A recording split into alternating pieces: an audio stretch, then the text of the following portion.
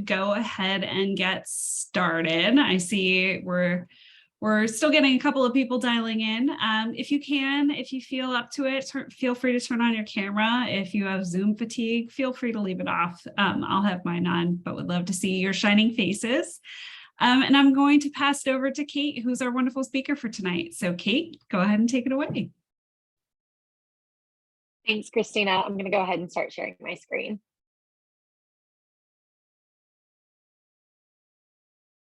You guys see this all right? Awesome. So welcome everyone. My name is Kate Hudson and I'm going to be your host for this evening's goal setting workshop. Before we dive right in, I'm just going to take care of a couple of housekeeping items. First off, if you have something to write or take notes with, that would be really helpful. You can take notes on your computer, or if you just have a pencil and paper and you want to jot some things down, that's great too. And during our time together, work the best you can to eliminate distractions. So turn off the TV, put your phone on do not disturb. And this is going to be about an hour and 20-minute session. And really, you'll get the most out of it if you can work to eliminate distractions. If possible, like Christina said, turn your camera on. If you're able to, would love to see your faces. This is an interactive workshop. We are going to have breakout rooms. I'll be asking for some participation. So if you're able to, go ahead and come on camera. And also feel free to utilize the chat. If there's something that you have a question about, you can submit it in the chat. If there's like a comment that you have, feel free to put that in the chat, and I'll also be taking questions at the end. I'm really excited to dive right into this goal setting workshop. But first, I want to tell you guys who I am and what I'm doing here. So it's nice to meet y'all. You'll see that there's the y'all there. I'm originally from Houston, Texas. I now live in San Diego, California. I can't seem to drop the y'all though. I still use that all the time, but I'm so excited to meet you guys. It's a lot warmer in San Diego than I think it is in Boston. I have been to Boston before, but never while the leaves were turning. So someday I want to get back when I can see the trees all orange and red. But for now, I'm in San Diego where we don't really have fall foliage. So I'm Kate Hudson. I am a life and career coach. My coaching company is called Shattered Glass Coaching, and I work with professional women. And my mission is to coach my clients to show up with confidence and take control of their career. For the duration of my career, I've always been in a teacher, mentor, or leadership type role. In this photo right here in the middle of this slide, you can see I was a teacher for 2 years with Teach for America. That was right after college. And I actually moved to Southern Louisiana and I lived in a rural community and I was a teacher. And that was kind of the first step of my journey of teaching. And after my 2 years doing Teach for America and teaching there, I moved back to Texas and I was the executive director of a nonprofit for 7 years, where I did a lot of leadership training and development, which is where I kind of gained these skills for leadership and training and coaching. I started traveling the country and presenting workshops and doing public speaking, being part of conferences. So you can see on the right-hand side of the screen here, some of the workshops that I led during that time. And then in 2020, I made the transition from corporate to self-employed, and I started my coaching business. So for the past 2 years, I've been coaching professional women for life coaching and career coaching. I also do leadership development and training, and I work with job seekers as well. And tonight I'm going to be talking to you guys about goals and goal setting. And I'm really excited about this because goals are my jam. And I think that if you want to get anywhere in life or in your career, it's so important to be clear on what your goals are, have a plan to achieve those goals, and really set yourself up for success by knowing what pitfalls or obstacles you might encounter and planning for those. So let's dive right in. And I first want to start off and just preface this that I feel like the past 2.5 years have been a lot. I know for myself and for my clients, there's been quarantines, working from home, canceled vacations. If you have kids who are in school, that has been madness as well. Variants and vaccines, and we could go on and on, right? But the past 2.5 years have just been a lot. And one thing that I'm seeing with a lot of the women that I work with is what I call the post-COVID hangover, which is this general feeling of burnout and fatigue, both in terms of careers and jobs, but also just in life, feeling burnt out, feeling like we've been adapting and rolling with the punches and changing our lives and trying to figure this all out for 2.5 years. And I'm seeing a lot of people who are just tired, physically, mentally, and emotionally fatigued. And I've heard enough of, this is how to pivot. This is our new normal. These are unprecedented times. And I'm like, I'm sick of hearing that. I'm tired of the exhaustion. I'm tired of quick fixes, and this is how things are going to be. And I think that instead, I want to offer a new perspective of creating a true plan for you to take ownership of your personal and professional life. And yes, we're going to have to continue adapting and changing and being flexible throughout life, throughout our careers, no matter what happens.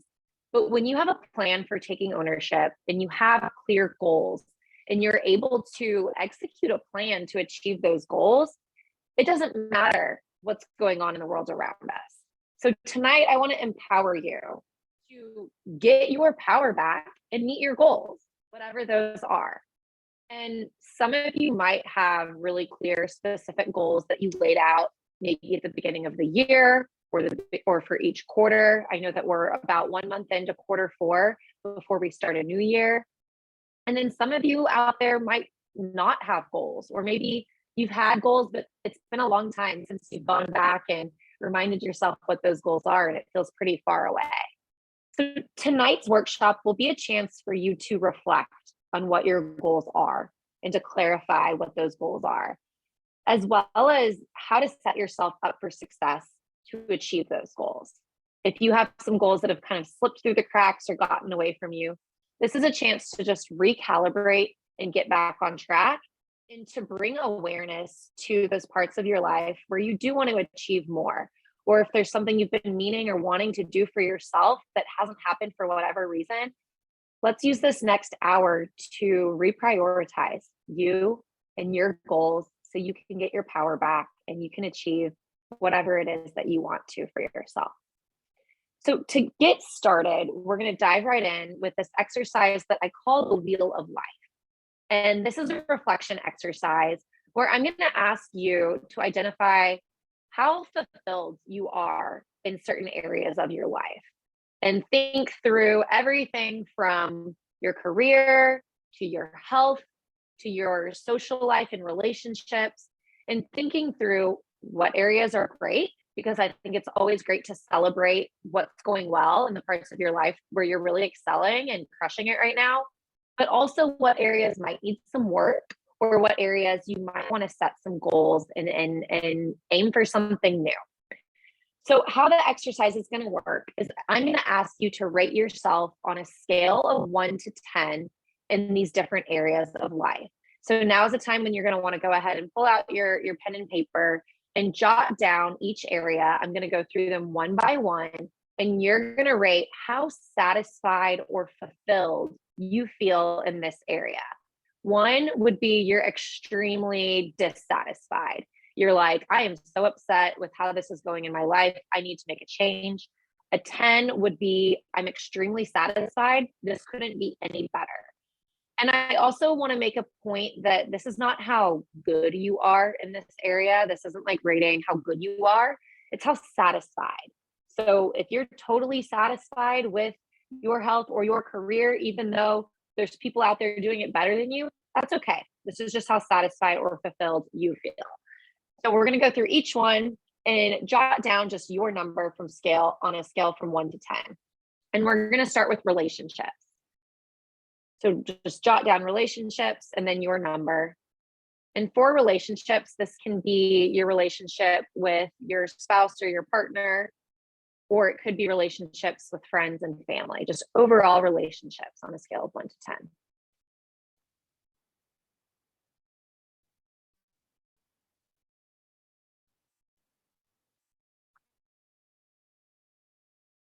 Next is home environment. Where do you live? How satisfied are you with your living situation, your neighbors or neighborhood, the community you live in, your physical home?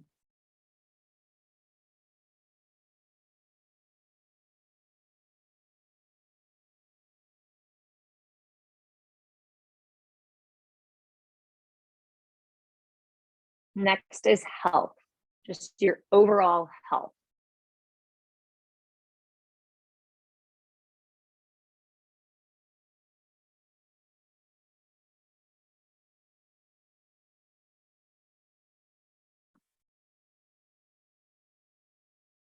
And physical activity.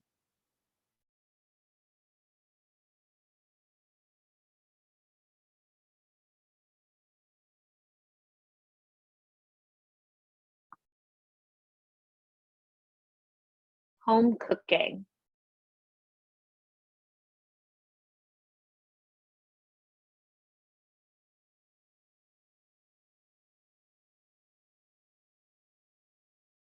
Education.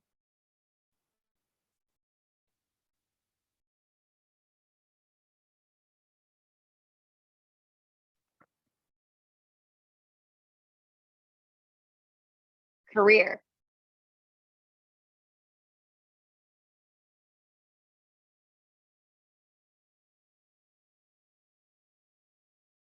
Finances.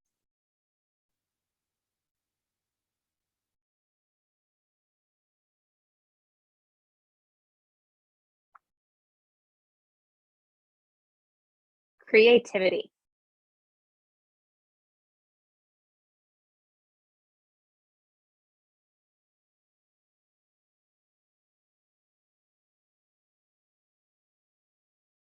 Spirituality.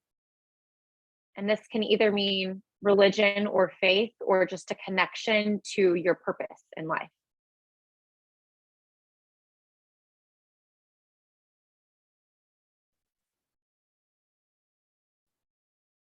Social life.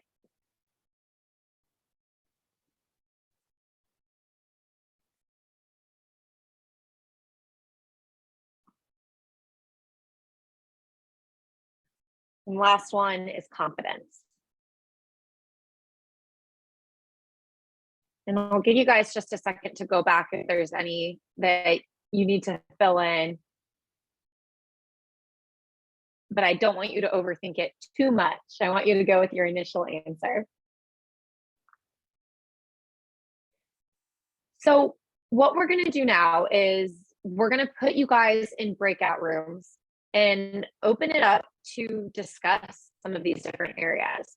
And you can talk as in depth as you want or more surface level.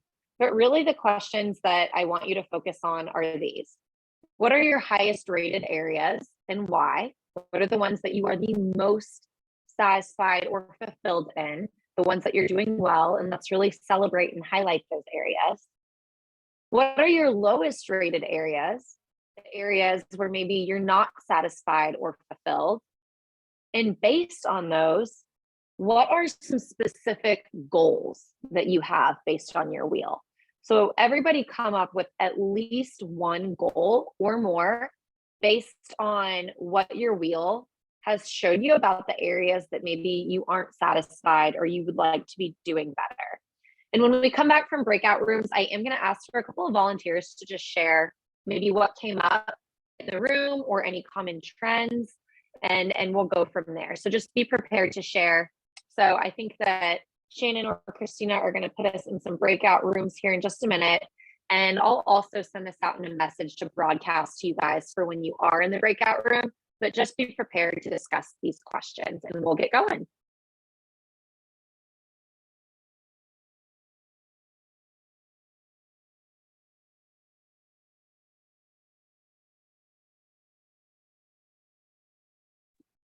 So far, so good. And I'm going to go ahead and join one of these breakout rooms as well. Perfect. Oh, and you already put that in the chat. Awesome. Yep, exactly. I know the drill when it comes to chats. All right.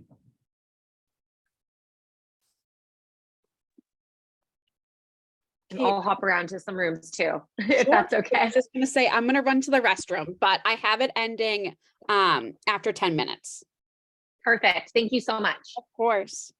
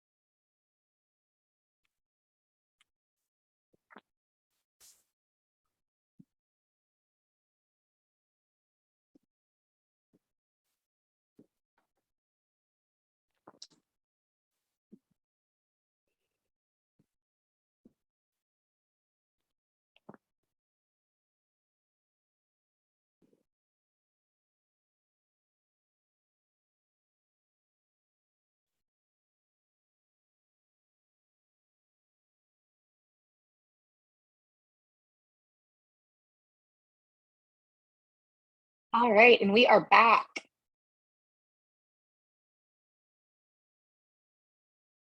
So I'd like to hear from a couple people.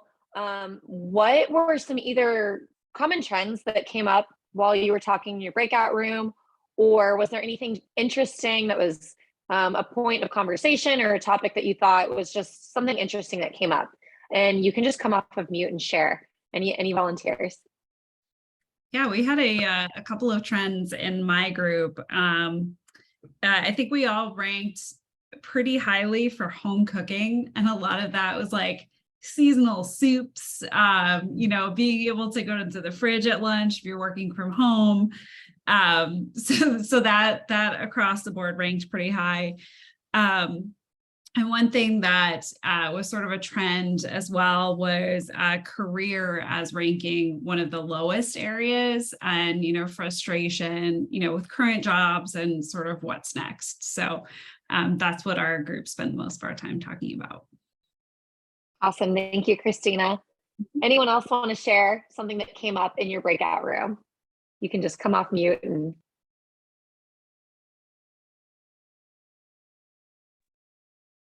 I'll share one thing that came up in the breakout room that I was in, and that was imposter syndrome and feeling like you're comparing yourself to the people around you.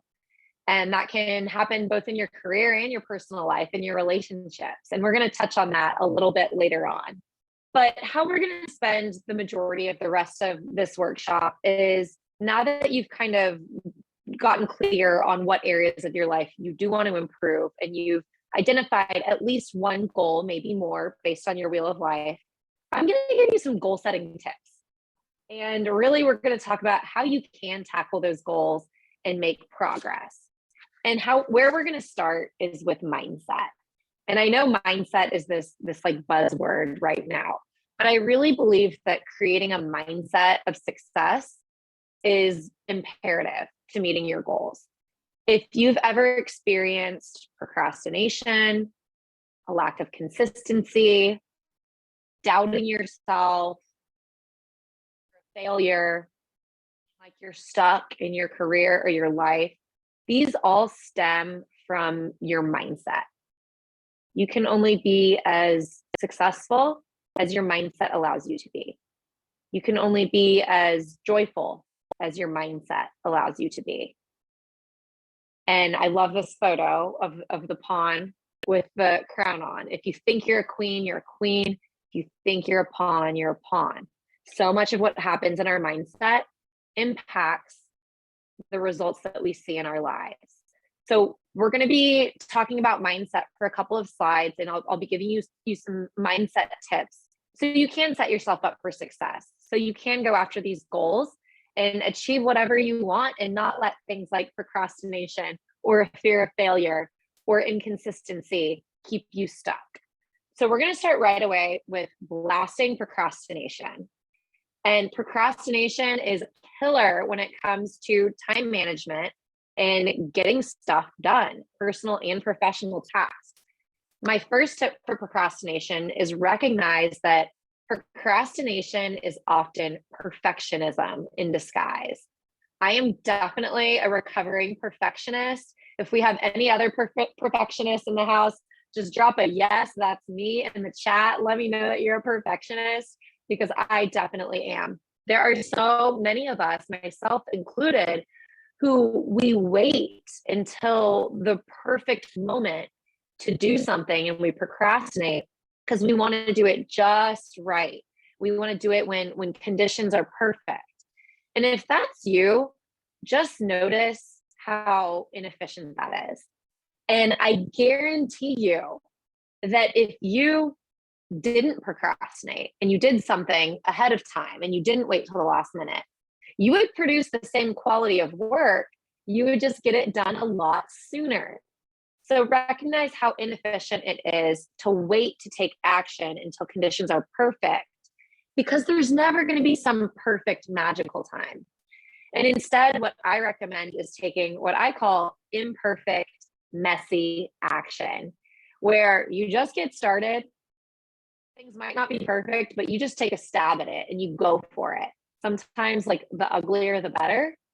take that imperfect, messy action and just get started, because that's better than waiting and putting things off until the last minute.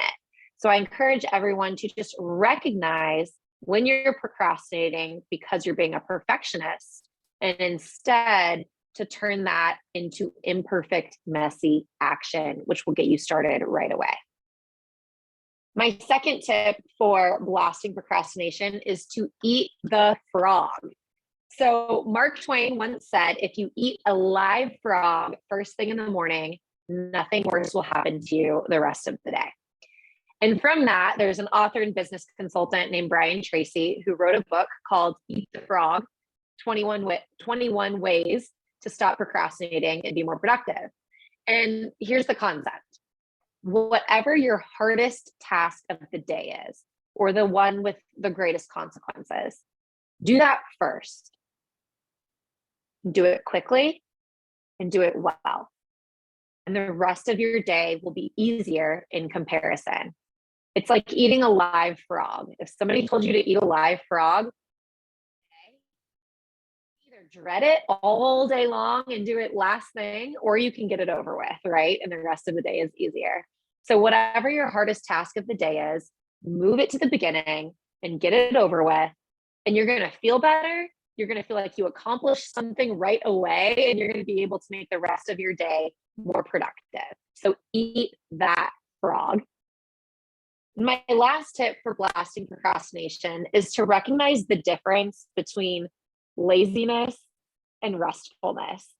Because I know a lot of people that think they're being lazy when they sit on the couch and take a break, when maybe they're just resting.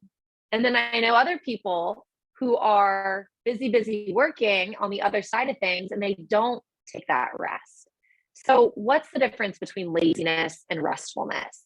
Well, laziness is when you have things that you know you should be doing and you don't do them because you don't feel like it.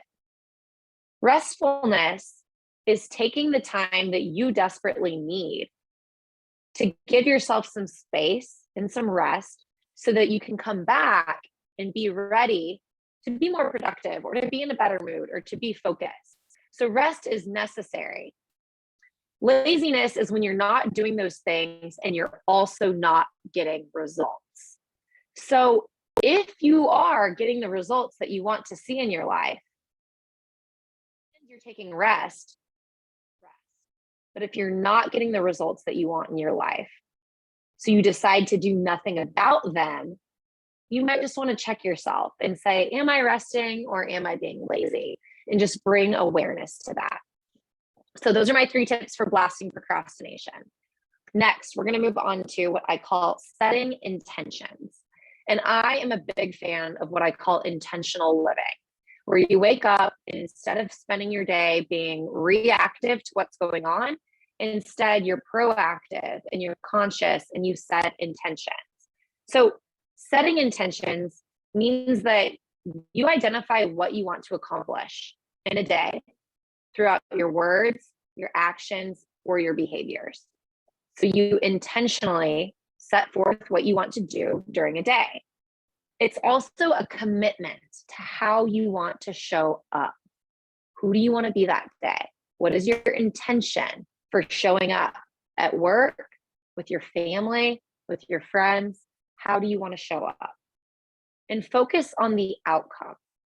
What is the outcome that you're trying to achieve by showing up in a certain way?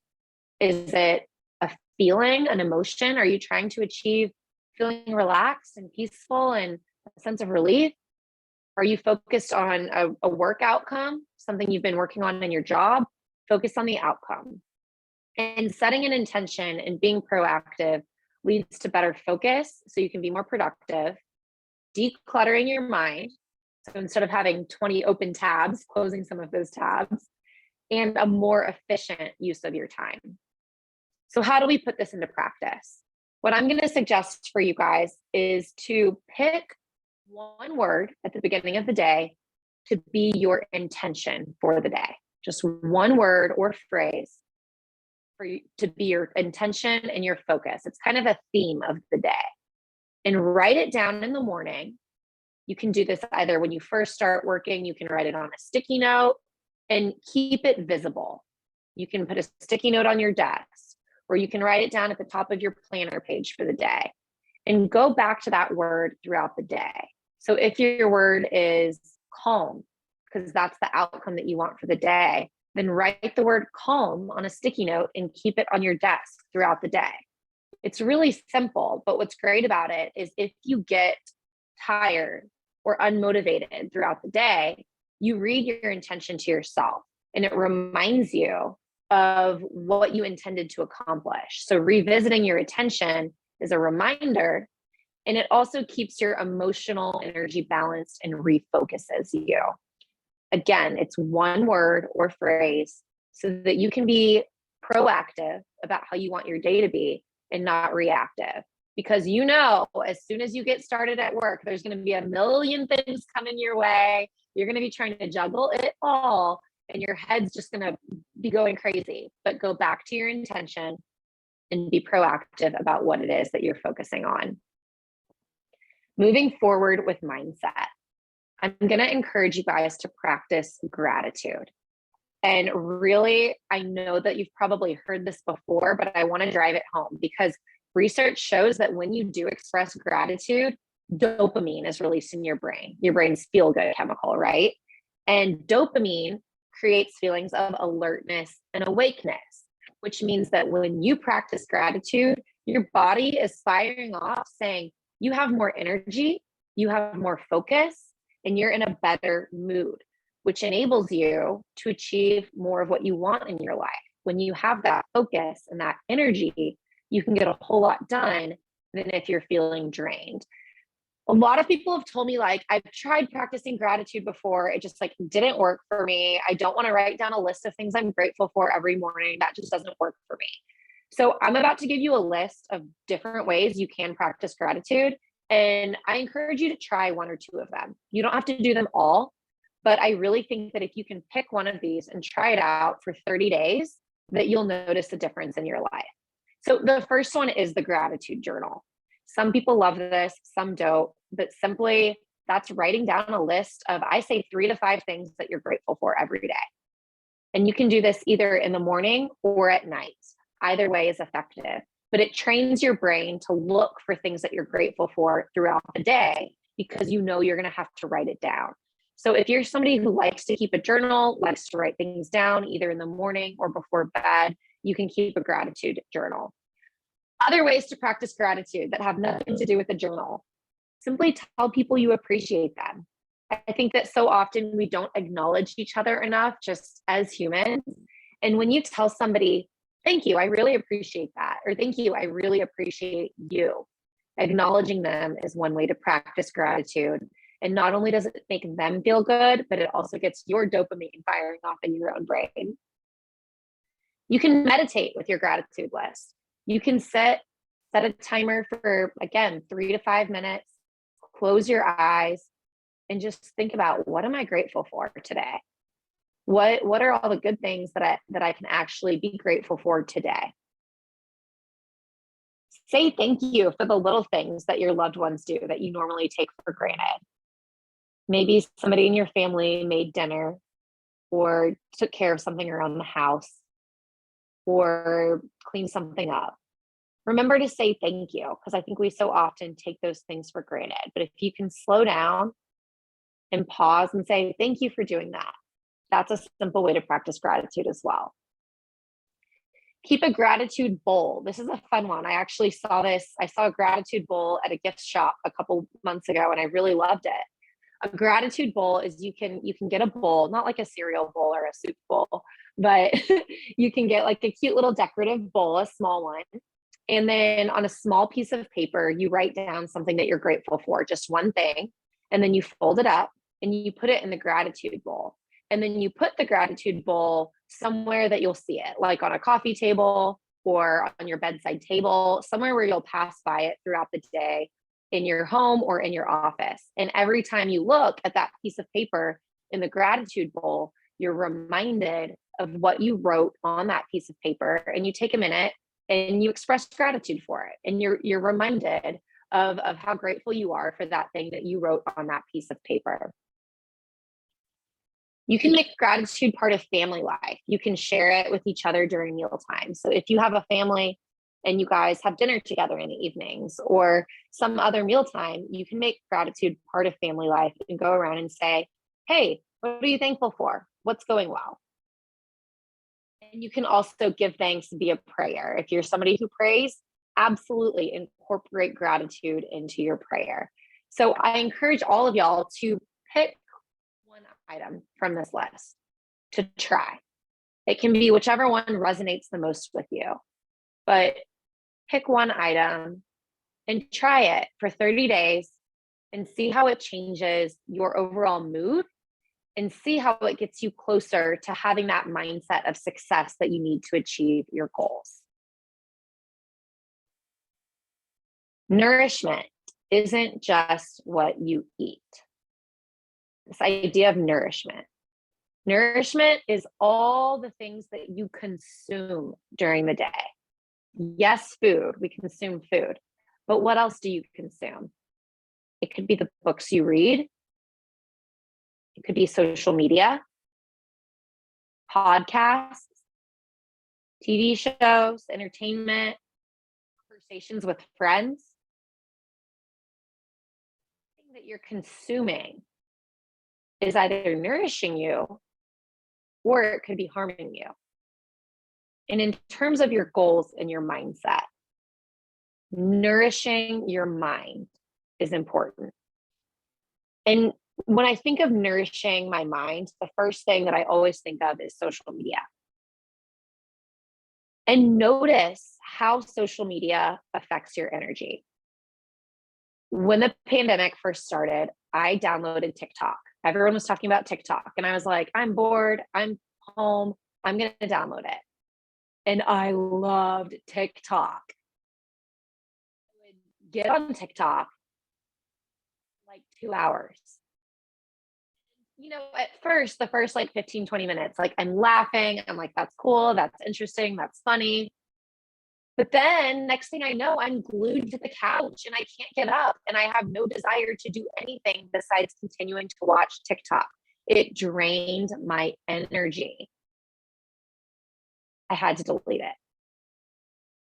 So notice how social media affects your energy. And maybe for you, it's not TikTok. It could be Instagram. It could be Facebook. It could be Real, whatever it is, whatever social media you're on. Just notice how it affects your energy and make a choice or a decision about social media and nourishing yourself based on how that social media is impacting your energy.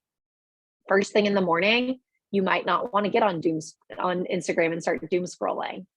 It might not set you up to have an energetic day. Scrolling mindlessly. When you're scrolling mindlessly, again, I call it the doom scroll. That doesn't nourish your mind. That's not good consumption. Stop scrolling mindlessly.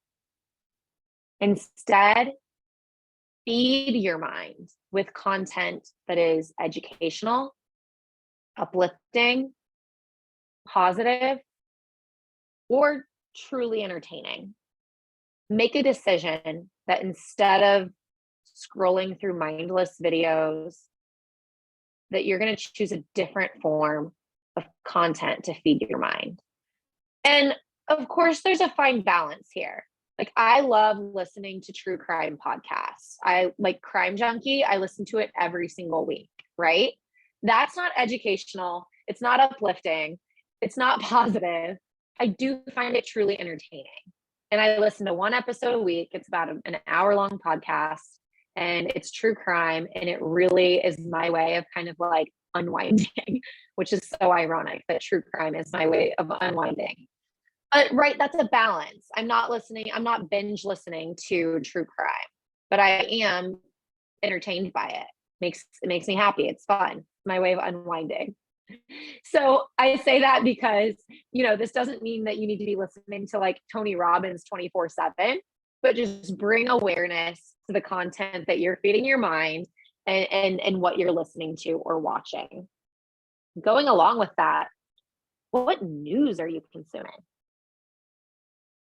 In the journalism industry, they teach journalism students, if it bleeds, it leads.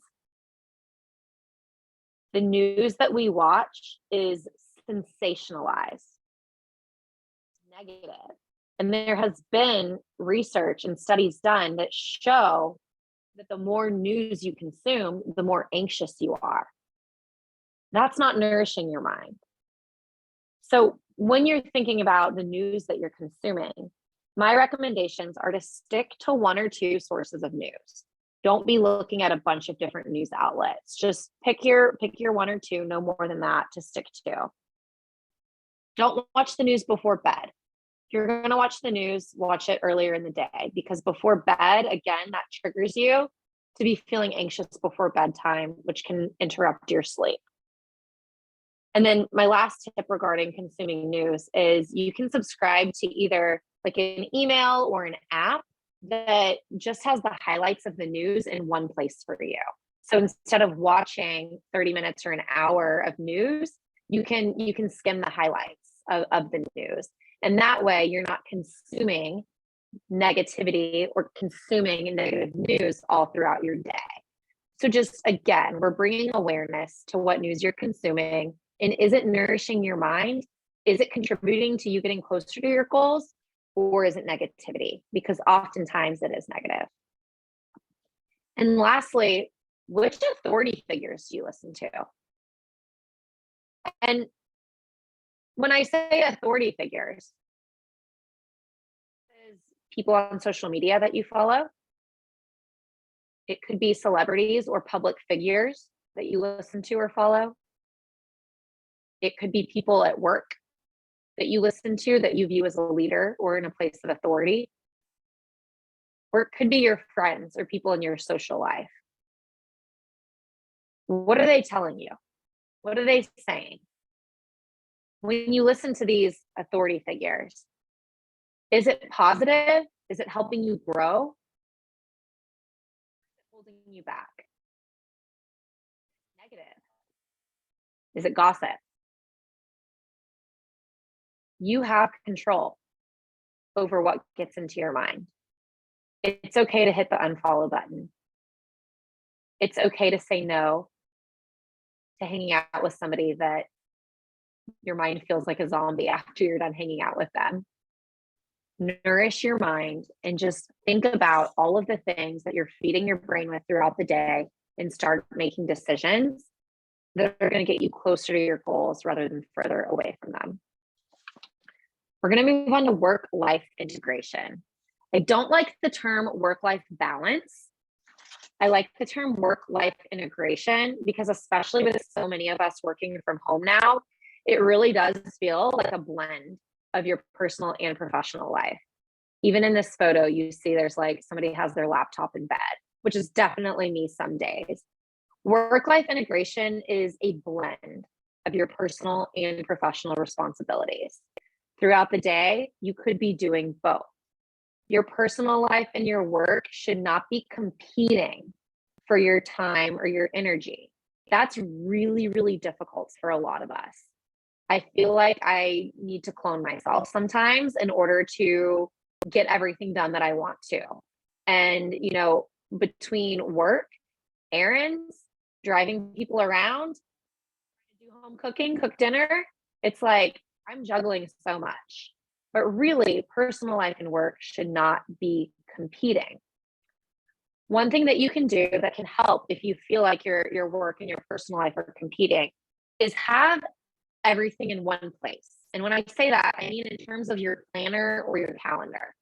Most people who I talk to have a work calendar. Usually it's like a Google or Outlook, and then they have a personal planner. But when you have that, competing, and one is going to weigh out the other. I'm going to encourage you to have everything in one place. And that could be either a virtual planner or a physical planner, where you have both your work tasks and your personal tasks. That way you ensure that everything is in one place and neither is going to take priority over the other. And yes, you're going to have to make decisions about where your time goes. That's inevitable. You're going to have to prioritize what's the most important thing for me to do today. However, having everything in one place is really going to help make sure that nothing is missing, nothing is gone. So even if you have your Outlook calendar or your Google Calendar for work, also have everything in one place somewhere else. And be flexible. I mean, with work-life integration, I think flexibility is key. And saying that, like, okay, I've got to go pick up my kids from school and I'll come back and answer emails after they're in bed tonight. That's being flexible, and that's okay, but it has to work for you. And if something isn't working for you, make those changes, make tweaks, experiment, get curious about what's working in my schedule and what's not. Notice where you do have flexibility and notice what you might want to try. And then maintain healthy boundaries. One thing that I know a lot of us are guilty of is like having the laptop either in bed or at the kitchen table, or you're like cooking dinner and answering work emails at the same time. And I think working from home is just, it's natural for us to want to do that, but maintain those healthy boundaries. I like to recommend, like, when you're done with your workday, have a physical representation or reminder that your workday is over. Whether you close your laptop or you close your planner and you push your desk chair in for the day, or maybe you even like change clothes, like you change into your PJs, and that's your physical reminder that work is over and it's now my personal time. Maintain those healthy boundaries and make sure that you're giving yourself a chance to not just be on work mode all the time. And then make an impact by giving back. I mean, that's what Junior League is about, right? Making an impact in your community, giving back. How does that tie to your bigger purpose in work and in life? And are you making the time to give back, to show up, to make an impact, to live with purpose, to not just be going through life on autopilot? So think through how you're giving back. And in terms of your work-life integration, what are you doing to help other people? And lastly, which does tie to work-life integration, saying no is actually saying yes to something else. This has to do with meetings, commitments, social activities, again, those healthy boundaries. When you say no and you decline a social invitation, or you say, I can't make it to that meeting, or I can't take on that project, what are you saying yes to instead? You're saying yes to something bigger and better. I tend to say yes to too many social events. I like to be out and about and extroverted. But when I say yes to too many, energy is drained. I get tired. I miss reading a good book in bed on a Friday night. When I say no to a social event, instead, I get that energy. I get that calm night. I get that night in bed with my book. So I struggle with saying no to people, meetings, or things at work. Remind yourself that saying no is actually saying yes to something else, and identify what it is that you're saying yes to. It could be something much better than what you're saying no to, which will make it easier to say no. So we have about 15 minutes left, but I'm going to start kind of going through our wrap up and our closing thoughts at this time. And the first thing that I want to empower you guys to do is just get started. Whatever that one goal is that you have, start something, one thing to get the ball rolling in that direction. That could be printing out a reminder to yourself. It could be buying a book on whatever it is that you want to achieve. It could be telling a friend, hey, what I'm trying to accomplish before the end of the year. Whatever it is, get started. As I said earlier, when I was talking about procrastination, take imperfect, messy action. It doesn't have to look pretty, but you got to do something.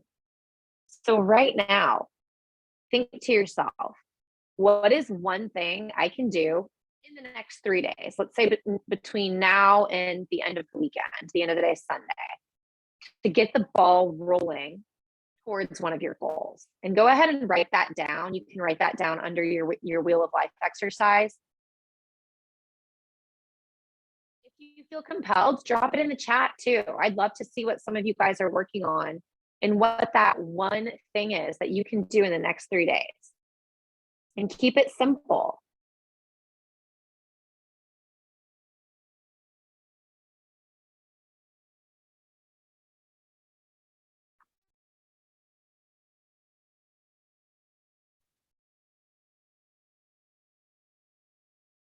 Getting a new job, updating resume and LinkedIn. Yes, Christina, you should connect with me on LinkedIn. I have some tips for that. Yeah. So write down your goal.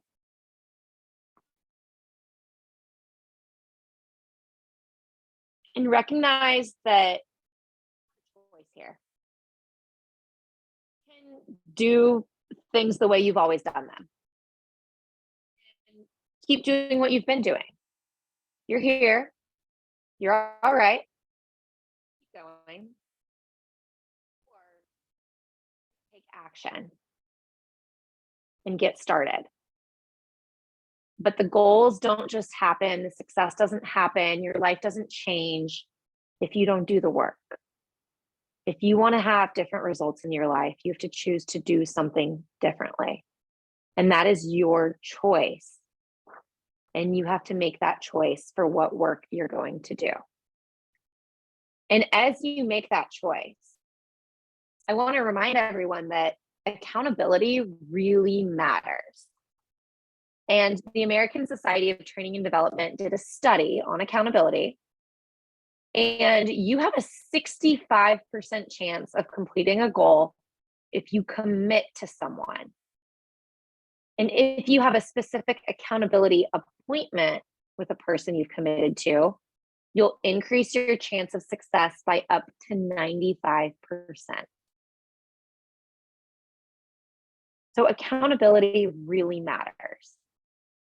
And self-accountability is big.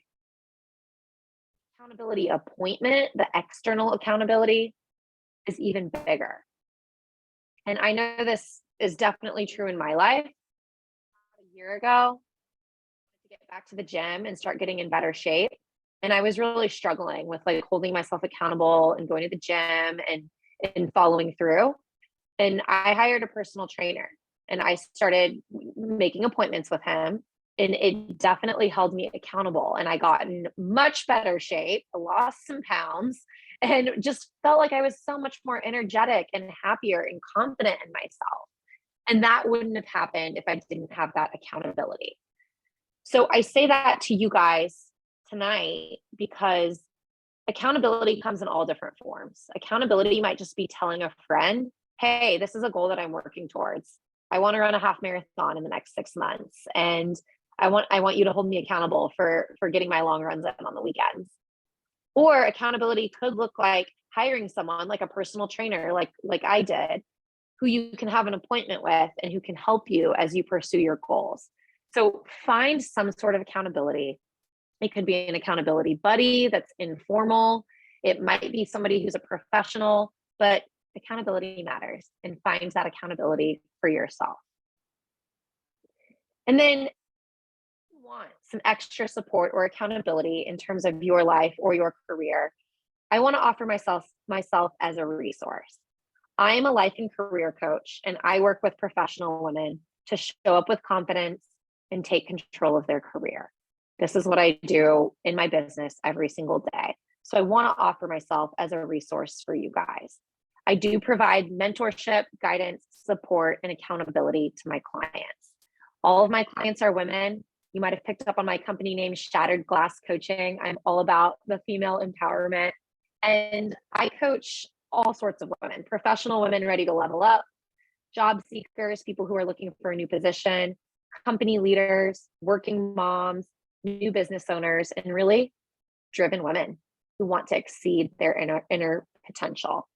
So I want to invite you guys to participate in a free 30-minute call with me. I call it a breakthrough session, and I can drop this link in the chat as well here in a minute.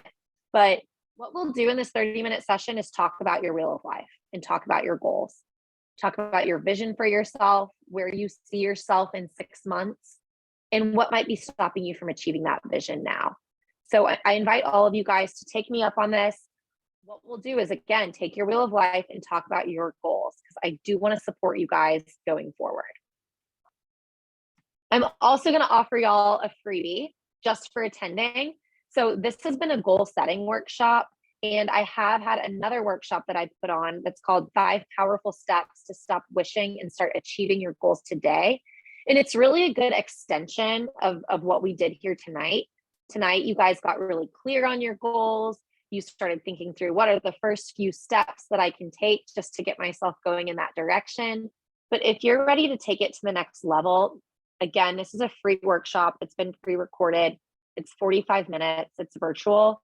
And it would be a really good follow-up for you to start taking action towards those goals. So I'll also drop that link in the chat as well here in just a minute. And then lastly, I invite all of you guys to follow me on Instagram. You can see my Instagram handle here below. On Instagram, I share goal setting tips, productivity tips and hacks, little bits of inspiration and motivation to get you guys just inspired, and then bits of resources for job seekers especially. So I have resume and cover letter tips, Christina, as well as job interview tips, salary negotiation tips, how to advocate for promotions. So if you follow me on Instagram, you absolutely can have access to all of those resources that I post. So thank you guys. And at this time, I'm so happy to take questions or just discuss anything, because I know we do have some time left. So I'm going to drop some of those links in the chat. But if you have questions, type them in the chat right now and I'm happy to address them.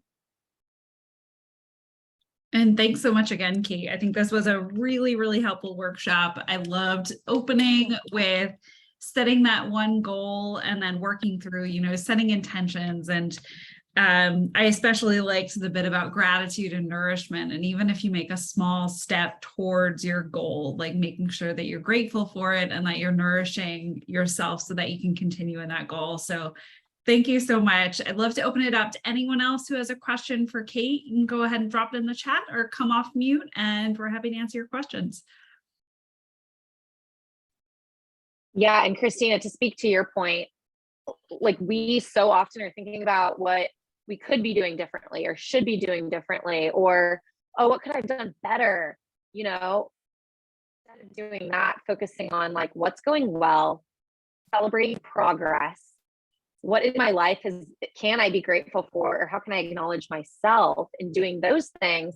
It's so powerful and it's so motivating, because it's demotivating to just think about what you could be doing better or should be doing better.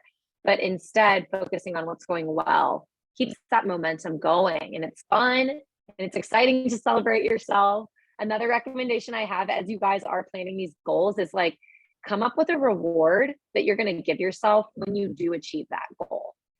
So Christina, when you land your job, like, what are you going to do? Maybe you're going to go out to a nice dinner at one of your favorite restaurants, maybe like a weekend getaway, maybe just buy a nice bottle of champagne for yourself, but pre-plan, this is how I'm going to celebrate when I reach that goal. And that's going to keep you motivated, but also it's going to allow you to celebrate when you do achieve that goal. Oh, I got that espresso martini that I'm going to get at Contessa. That's in my mind.